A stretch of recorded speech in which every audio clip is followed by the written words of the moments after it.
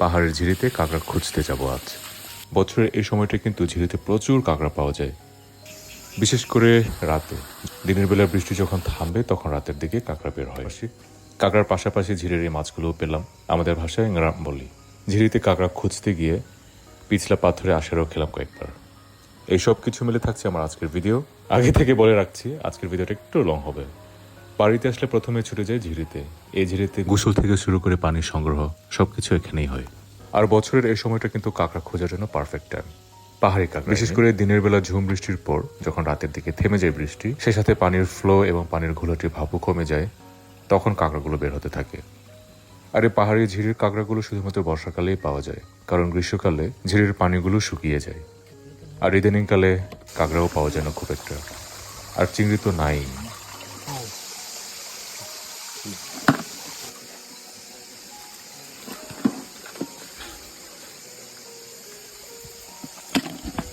ঝিরিতে নামতে কয়েকটা কাঁকড়া পেয়ে গেলাম, খুবই খুশি হলাম। সাথে শামুকও নিচ্ছি কিছু।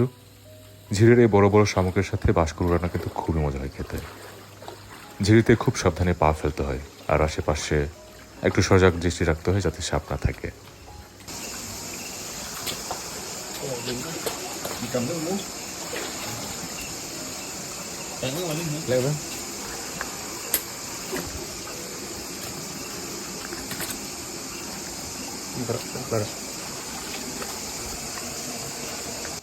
ও হয়, আজকে আমরা কাঁকড়া খুঁজতে যাচ্ছি ব্রো আর আমি, সাথে আর একটা ব্রো। আমরা 3 ব্রো মিলে ঝিরির কাঁকড়া রফা দফা করে ফেলবো আজকে। প্রথম দিকে যতটা না আশাবাদী ছিলাম, সামনের দিকে যতই এগোচ্ছি ততই আশাহত হচ্ছে, কারণ কাঁকড়ার কোনো হদিশ পাওয়া যাচ্ছে না। যাই হোক, ঝিরির মাছ পেলাম, এটাই ভরসা। সামনের দিকে যদি আরও কিছু পাওয়া যায়। তবে সামনের এই রাস্তাটা বন্ধ। বন্ধ বলতে পাহাড় ভেঙে গাছটা পড়ে গিয়েছিল।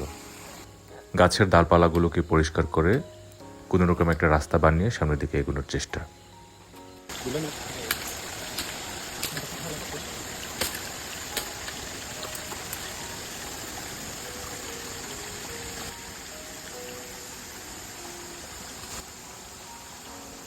কোনো রকমভাবে পার হয়ে সামনের একটা মাছের দেখা পেলাম। রাতের বেলা এই মাছগুলোকে এভাবেই ধরতে হয়, মানে দা দিয়ে এভাবে কাটতে হয়। এটাই হচ্ছে টেকনিক অল্প পানিতে মাছ ধরার। অল্প ঝিরির পানিতে খালি এই মাছই থাকে, আর অন্য কোনো মাছ পাওয়া যায় না। তবে বছর কয়েক আগেও প্রচুর পরিমাণে চিংড়ি পাওয়া যেত। তবে এবার যখন ঝিরিতে আসলাম, কোনো চিংড়ির চিঠি ফুটে দেখতে পেলাম না।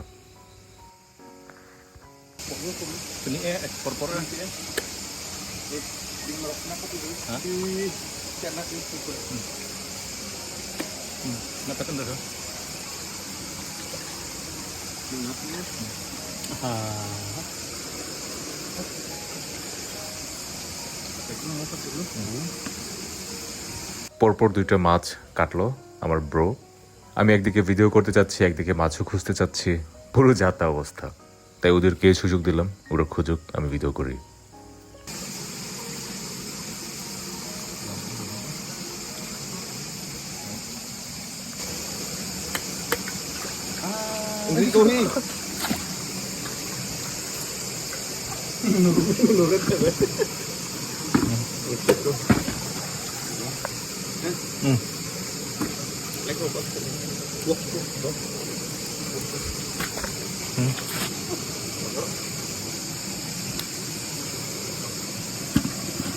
কোনো কাঁকড়া পাচ্ছি না দেখে গর্তের মধ্যে খুঁজে করে কাঁকড়াকে বের করার বৃথা প্রচেষ্টা।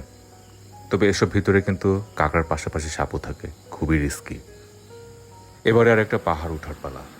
নিচে ছোট খাট, আর ঠিক পাশে রাস্তা। রাস্তা বলাও চলে না আসলে। বৃষ্টি পড়ে পড়ে মাটিগুলো এত পিছলা হয়ে গেছিল, কোনো রকম গাছপালা ধরে ধরে হাতে থাকলাম।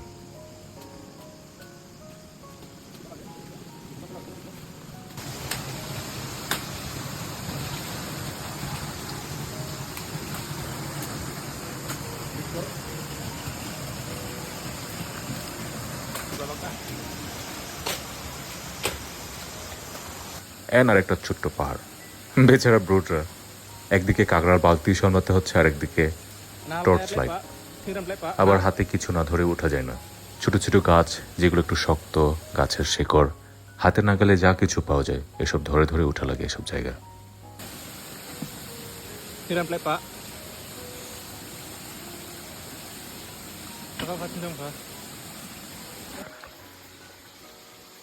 হে কিউট একটা মাছ ঘুমাচ্ছিল মনে হয়, আমি ধরে ফেললাম।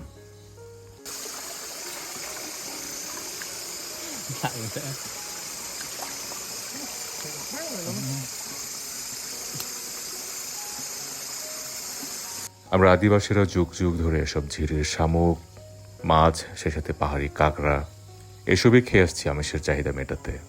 বিশেষ করে যারা একদম প্রত্যন্ত অঞ্চলে বসবাস করেন তাদের খাদ্যের যোগান বেশিরভাগই আসে ঝিরি, ঝর্ণা, বন জঙ্গল থেকে। এছাড়া নিত্যদিনের খাদ্যের তালিকার মধ্যেও রয়েছে কাঁকড়া, শামুক, ঝিনুক, সেই সাথে জুম পাহাড়ের বিভিন্ন শাকসবজি। এবং এইসব ঝিরিতে শুধুমাত্র তখনই পানি থাকে যখন পাহাড়ের প্রাণ পাথর থাকে এসব ঝিরিতে, আর ঝিরির আশেপাশে গাছ।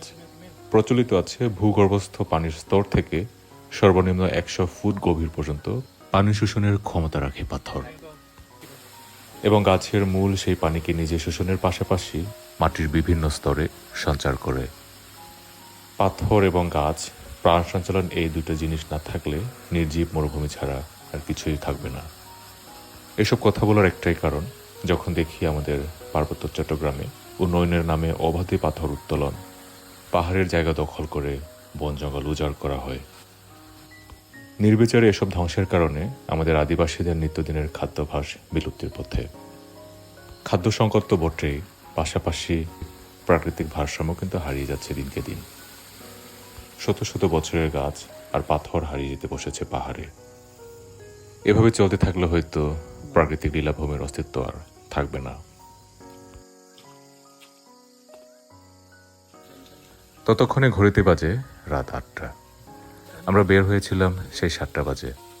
একটু অন্ধকার না হলে কাকড়া আবার বের হয় না, তাই প্রায় 1 ঘন্টার মতো খুঁজে খুঁজে এবার বাড়ি ফেরার পালা। এতক্ষণে ভিডিও করতে করতে আমিও হাঁপিয়ে গেছি, তাই নিজে একটু ধরার চেষ্টা করলাম। এগুলোই পেলাম আজকে, কম পাইনি, মোটামুটি পেয়েছি।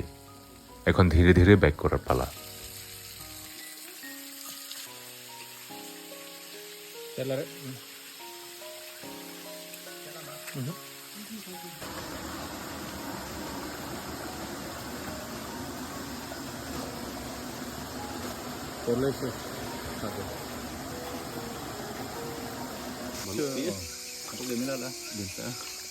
Akan turun su.